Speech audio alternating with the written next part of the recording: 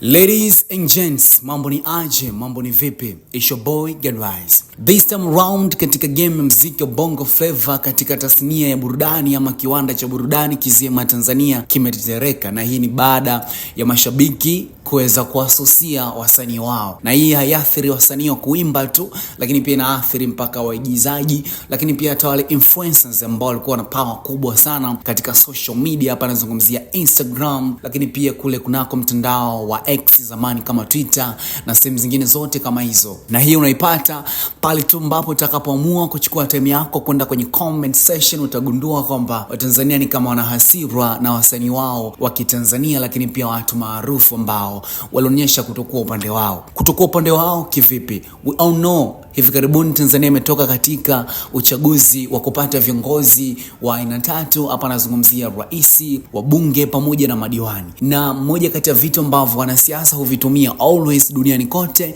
huitumia sanaa kama sehemu ya kupata attention ya wananchi. We all know kwamba sanaa ina power kubwa sana. So this time around Watanzania walitamani kuona wasanii wakisimama katikati na kusikiliza kila ambacho Watanzania wanakitamani kukiona. Kwa maana kwamba waliamini kwamba kwa nguvu ya wasanii waliokuwepo nayo wangeweza kutumia power yao ya muziki kuweza kukemea baadhi ya maovu ambao yamekuwa yakifanyika, na wanaamini kwamba serikali inapaswa kuyabadilisha. Tofauti ilikuwa ni kwamba wasanii walitumika kwenye hizo stages za viongozi na wakaweza kusupport harakati za campaign ambazo zilifanyika na baadhi ya wagombea wa chama tawala ambacho tunafahamu kwamba Tanzania ni Chama cha Mapinduzi ama CCM. So baada ya uchaguzi kuwa umepita tarehe 29 mpaka tarehe 31 kama siku tatu hivi, maandamano yalitokea. Na baada ya maandamano kutokea, vitu vingi viliweza kuhappen. Na moja kati ya vitu ambavyo vilitokea ni kwamba baadhi ya wasanii mali zao ziliweza kuharibiwa.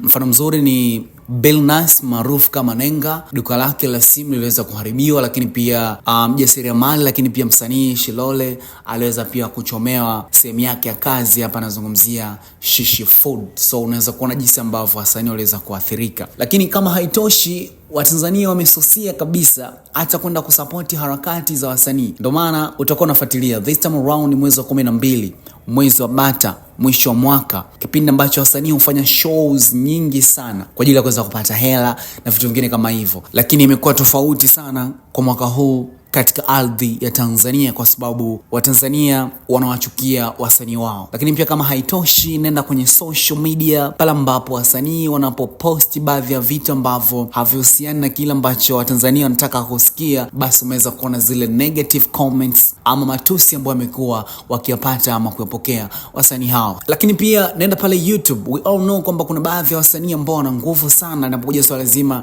kwenye mitandao ya kijamii. Wakiachia ngoma ndani ya lisali moja na kumepiga views wengi, lakini imekuwa tofauti kabisa. Hivi karibuni Zuchu aliweza kuachia ngoma, lakini pia Mbosso aliweza kuachia takriban track 3 ambazo ni remix ya wimbo ambao kama ameshirikisha baadhi ya wasanii kutoka ndani na nje mipaka ya Tanzania. Lakini still audience ama mapokezi kile ambacho kimeweza kutokea sio makubwa kama ambavyo tumezoea kazi za Mbosso zikipata mapokezi makubwa pale mjini YouTube, kwa maana ya swala zima la namba. Lakini pia kama haitoshi, wasanii baadhi yao waliamua kutengeneza nyimbo pengine za kuwafariji wa Tanzania, wengine wakiwaomba msamaha wa Tanzania, wengine wakitafuta namna ambavyo wanaweza kukaa na Watanzania, kuzungumza nao mawili matatu, pengine watapoza hasira ya Tanzania.